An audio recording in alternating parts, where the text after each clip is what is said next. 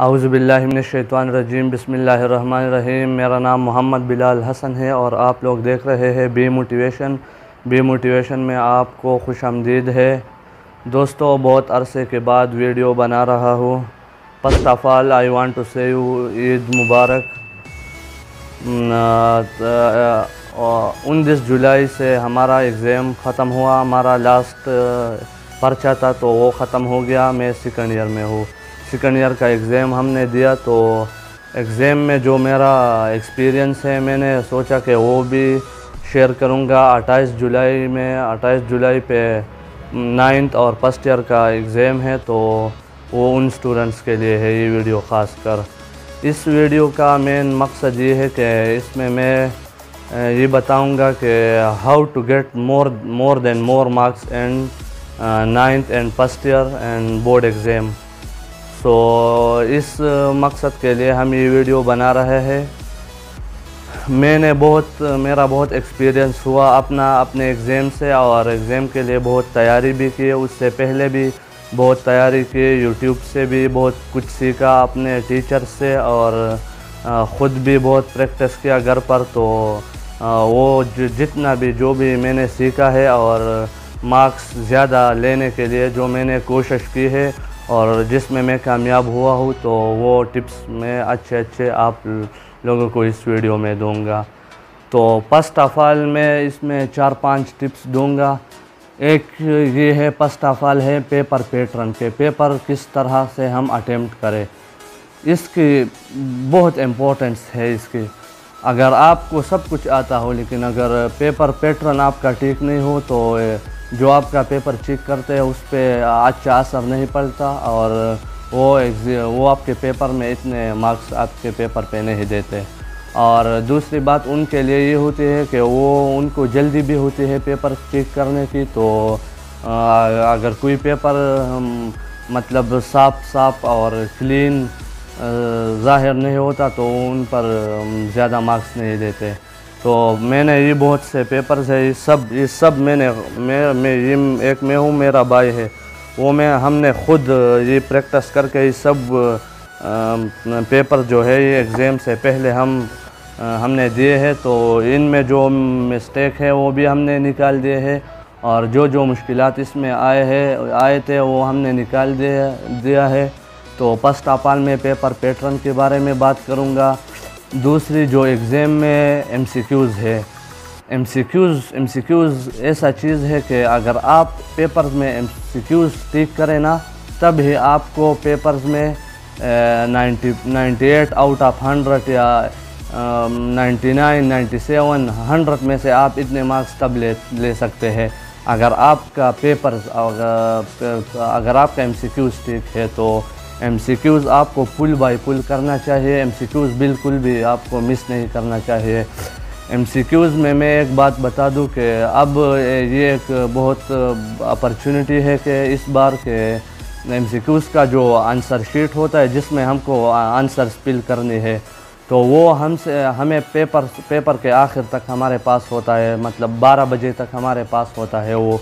तो वो अब हम जब चाहे वो फिल कर सकते हैं। तो वो बहुत ध्यान से, बहुत कन्फर्म करके वो आपको फिल करनी है।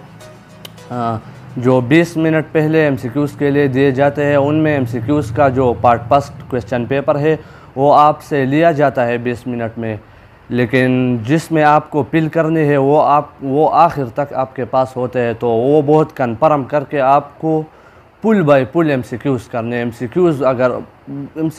MCQs पे कंप्रोमाइज़ नहीं होना चाहिए। मैंने अपने पेपर्स थ्योरी की जो सब्जेक्टिव टाइप है वो मैंने बिल्कुल बहुत अच्छा किया है, सब किया है, कोई एक शॉर्ट क्वेश्चन भी नहीं छोड़ा है। लेकिन जो MCQs है वो मुझसे थोड़ा गलत हुए हैं तो मैं उन पर परेशान था। लेकिन चलो, पुल बाय पुल भी इतना मुश्किल है तो आप ये मिस्टेक ना करें। MCQs आपको पुल बाय पुल करनी है, तभी आपको पेपर में पुल बाय पुल मार्क्स आने का चांस है। तीसरी बात ये है कि आपको स्टडी करनी चाहिए। एग्ज़ाम और नकल हाल इसके अरसे पे नहीं बैठना चाहिए। अगर अगर बहुत कम भी होना तो मिनिमम इतना स्टडी तो आपको करना चाहिए कि आपको ये पता हो कि ये क्वेश्चन फलाना चैप्टर से आया है, ये क्वेश्चन इस चैप्टर से आया है। मतलब ये तो ज़रूर पता हो, ये पेज नंबर भी अगर हो सके तो पेज नंबर भी आपको मालूम हो, जो नोट्स आप यूज़ करते हो, जो गाइड्स जो आप स्टडी के लिए यूज़ करते हो, तो उनमें आपको किताब में आपको पता होना चाहिए कि ये टॉपिक फलाना चैप्टर का है, तभी आप ज़्यादा मार्क्स ले सकते हैं। और ये भी बहुत अच्छा स्किल्स है कि आप पेपर में आप ख़ुद से भी बहुत कुछ लिख सकते हो। सिर्फ ये ना है कि गोटे से आप सब कुछ करो या नकल मकल। अपने अगर एग्ज़ाम में खामखा बुरा हाल आ जाता है कभी कभी, तो उस टाइम को आपको मैनेज करना आता हो, इतना स्टडी होनी चाहिए। चौथी जो बात है वो ये है कि आपको पेपर्स में क्या इस्तेमाल करना चाहिए। तो मैं तो आपको बताऊंगा पॉइंटर या बॉल पेन, तो वो तो मैं अब पेपर में बताऊंगा।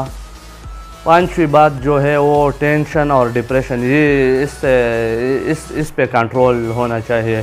जितना आप डिप्रेस होंगे उतना आपसे काम नहीं होगा, और टेंशन प्रेशर में होगे तो वहाँ जो राइटिंग भी ठीक नहीं हो पाएगा और बहुत कुछ छूट जाएंगे। पेपर्स में लाजमी टाइम मैनेजमेंट है, टाइम को आपको मैनेज करना है। और ये जो मैं पेपर दिखा रहा हूँ आपको, अब अगर आप पहले आपने की है तो बहुत अच्छी बात है, अगर नहीं भी की ये 3-4 दिन पेपर्स को बाकी है। आज 25 डेट है, 25 जुलाई, 28 में आपका एग्ज़ाम हो रहा है। तो ज़रूर आपको पेपर्स, मॉडल पेपर जो 5 साल है वो यूज़ करना चाहिए और वो देखना चाहिए, उनके क्वेश्चंस देखने चाहिए। और ये पेपर जो है इस पे ट्राई करना चाहिए। इससे आपको टाइम मैनेजमेंट का भी पता चल जाएगा कि पेपर कितना लेंथी होता है। 9th का तो फिर भी खैर है, लेकिन फर्स्ट ईयर वाले जो है ना वो टाइम पर बिल्कुल फोकस करें, वो स्पीड जितना हो सके आप पेपर में लगाया, और ऐसा वैसा देख के तो बिल्कुल टाइम ज़ाया मत करें। हमने देखा है ना सेकंड ईयर के पेपर्स में, हमने तो बहुत से महीनों पहले हमने ट्राई, जब भी सुबह हम उठते थे तो एक पेपर तो हम पे लाजमी था, मैं और मेरा भाई। तो माशाल्लाह हम फिर पेपर में इतना मसला हमें नहीं आता था टाइम मैनेजमेंट के हवाले से। लेकिन टाइम मैनेज करना बहुत लाजमी है। फर्स्ट ईयर और एपीएससी के एग्ज़ाम, एपीएससी के लिए बहुत ज़रूरी है। 9th का तो फिर भी वो उतना मसला नहीं है, टाइम ज़्यादा होता है, लेकिन फर्स्ट और सेकंड ईयर बहुत फोकस के साथ करें। आखिरी बात मैं भूल गया हूँ, चलो मैं ये पेपर दिखाता हूँ। ये देख ले, इस कितने ज़्यादा पेपर्स हैं। ये सब आप इस पे ट्राई करें ज़रूर, तभी आप ज़्यादा मार्क्स लेंगे। और मार्क्स का इम्पोर्टेंस भी तो आप लोगों को पता है कि मार्क्स कितने अहम होते हैं। अगर आप MBBS करना चाहते हैं, मेडिकल फील्ड में जाना चाहते हैं, तो 9th क्लास से लेकर सेकंड ईयर का जो क्लासेस है ना, इनमें ज़्यादा से ज़्यादा जितना हो सके ज़्यादा से ज़्यादा मार्क्स आने चाहिए। 10th का मार्क्स का भी बहुत ज़्यादा वैल्यू है, सेकंड ईयर एपीएससी का तो बहुत ज़्यादा वैल्यू है, और फिर MDCAT का भी, तो MDCAT का तो है ही। तो ये देख ले आप, 1 by 1 में पेपर्स जल्दी दिखाऊंगा। ये पैटर्न देख के ये हो सकता है, अगर आप घर पे ट्राई करेंगे तो फिर ये हो सकता है, लेकिन अगर आप ऐसे देख के घर पे ट्राई ना करें और वो डायरेक्ट एग्ज़ाम के हाल पर जाए तो फिर वो मुश्किल होता है। लेकिन अगर घर पे ट्राई करें तो फिर ये ऐसा हो सकता है। ये गलत बात है कि आप लोग कहो कि ऐसा नहीं हो सकता। ये जो डिफरेंशिएशन का क्वेश्चन है वो इस तरह अगर हो सके तो हल करें। जितना ज़्यादा आपसे हो सके ना हेडिंग्स देनी है, जितना ज़्यादा हो सके हेडिंग्स देनी है। ऐसे ही आंसर्स होता है ना न्यूमेरिकल्स का, वैसे डिब्बे में बंद करना चाहिए। ये देख ले, ये पेपर्स, ये बहुत से हमने पेपर्स दिए हैं, देख ले। ऐसा जो डायग्राम, बायो में डायग्राम ज़्यादा से ज़्यादा ड्रा करनी चाहिए, फिज़िक्स में भी ग्राफ्स वगैरह ड्रा करने चाहिए। ये ग्राफ्स और केमिस्ट्री में रिएक्शंस ये स्ट्रक्चर्स ये बहुत लाजमी है और बहुत पेपर्स इससे भी बहुत अच्छा लगता है। ये पेपर पैटर्न देखे,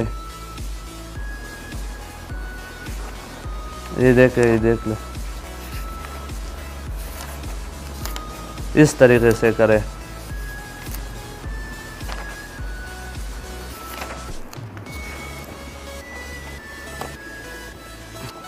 देखो अब सबसे पहले ऐसे सब्जेक्टिव टाइप, फिर सेक्शन बी, फिर शॉर्ट आंसर्स, फिर क्वेश्चन 2, फिर हर क्वेश्चन का ऐसे मार्जिन लाइन लगा के, मार्जिन लाइन के इस साइड और इस साइड कुछ भी नहीं लिखना हो, सब जो पॉइंट्स जो देने हैं आपने वहाँ देने हैं। और यहाँ क्वेश्चंस का नंबर यहाँ देकर ऐसे ऐसे खूबसूरत करके लिखना है।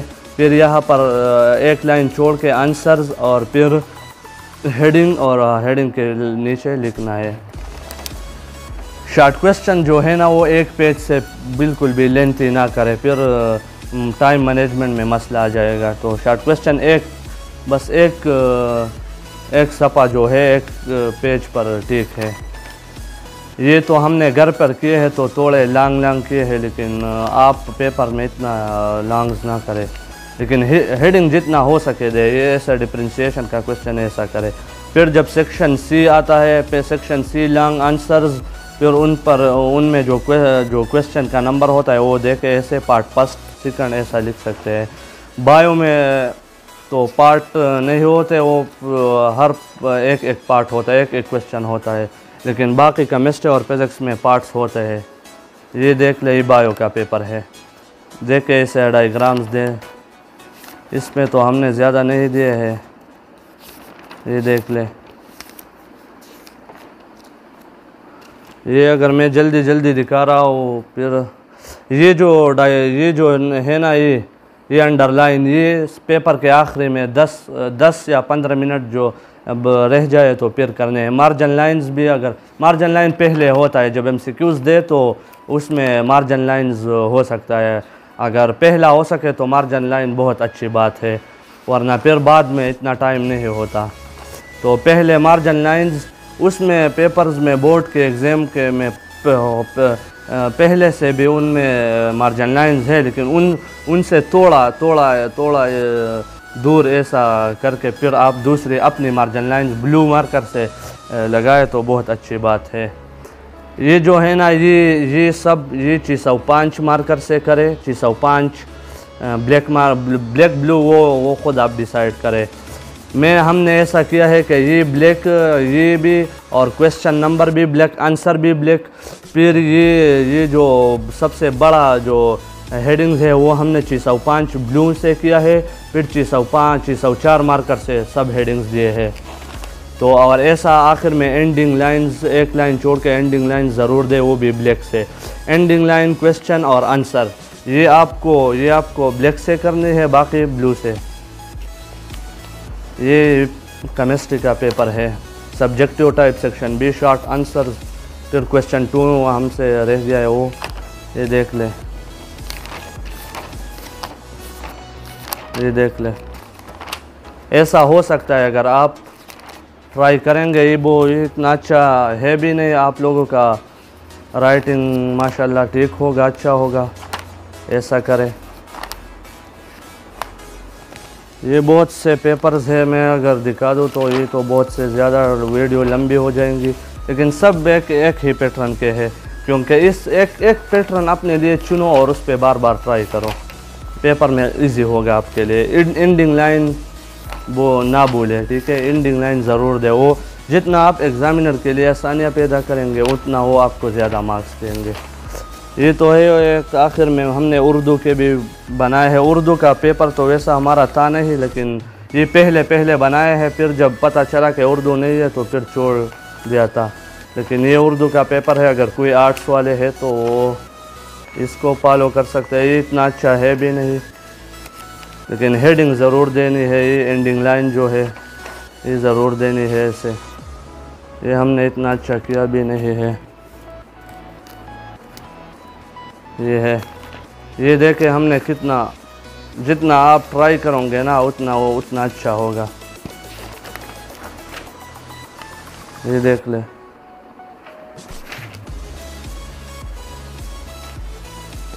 ये तो बहुत से पेपर्स है, देख ले, सबका यही एक ही पैटर्न है।